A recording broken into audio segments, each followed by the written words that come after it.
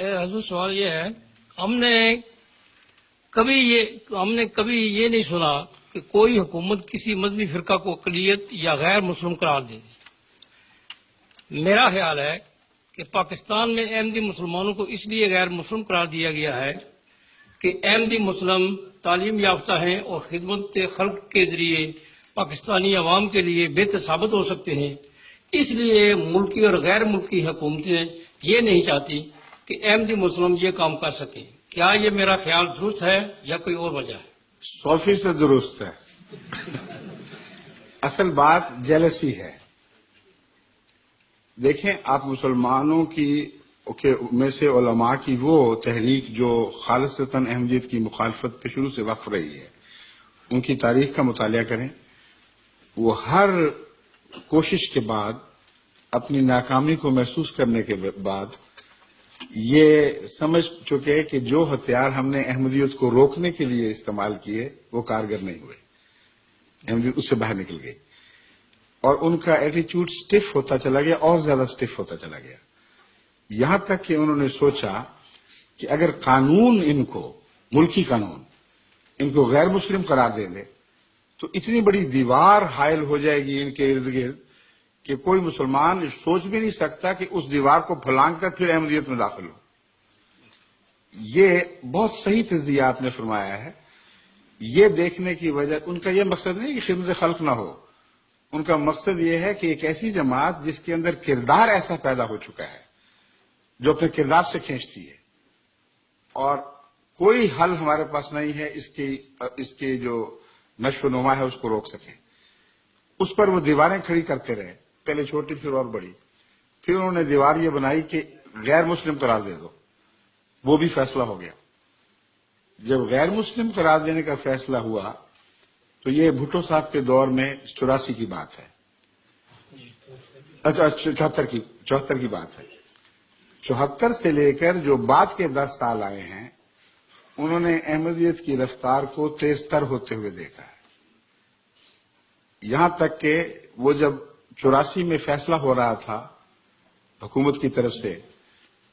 کارروائیاں مکمل ہو رہی تھیں، تو اپریل کے آخری دنوں میں میں اسلام آباد تھا، اور مجھے بھنک پڑ چکی تھی کہ کچھ ہونے والا ہے، تو میں وہاں پہنچا ہوا تھا معلوم کرنے کے لیے قریب سے کہ آخر یہ کیا کھچڑی پک رہی ہے۔ اس وقت حکومت کے لیے مسئلہ یہ تھا کہ میری مجلس سوال و جواب میں آنے کے لیے پشاور تک سے ٹرک اور بسیں بھر بھر کے آ رہی تھی، اور اسلام آباد سے دور دور تک 100 200 میل سے لوگ یہ پتہ کر کے کہ امام جماعت احمدیہ وہاں پہنچا ہوا ہے اور اس کی مجلس میں ہر ایک کو کھلا سوال کرنے کی اجازت ہے، علماء بھی آ رہے تھے اور دوسرے بھی آ رہے تھے۔ اب یہ بات آن ریکارڈ ہے کہ حکومت نے دفعہ 144 لگا کر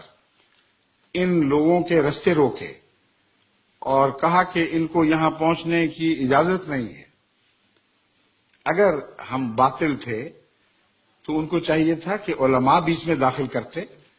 اور وہ کھلے سوال کر کے اس مجلس میں جس میں پابند تھا سب کو جواب دینے کا، اس میں ہمیں جھوٹا ثابت کرتے۔ یہ آن ریکارڈ بات ہے، یہ تو حکومت کے جو ریکارڈ ہے ان کو کوئی اب تبدیل نہیں کر سکتا ہے، تاریخ کا حصہ بن چکے ہیں۔ جو اٹک پہ پوسٹ تھی برج پہ، اس پر 3 بسیں پٹھانوں کی واپس کی گئیں جو قبائلی علاقے سے یا دوسری جگہوں سے اس مجلس میں شامل ہونے کے لیے آ رہے تھے،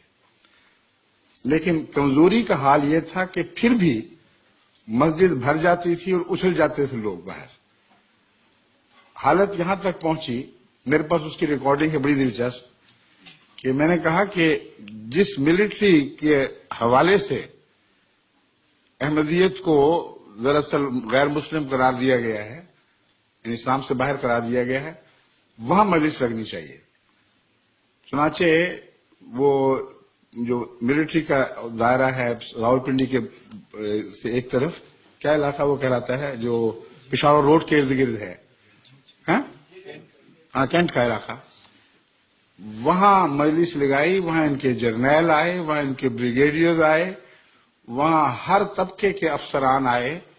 ان کی ریکارڈنگ ہوئی، اور وہ ویڈیو ہمارے پاس محفوظ ہے۔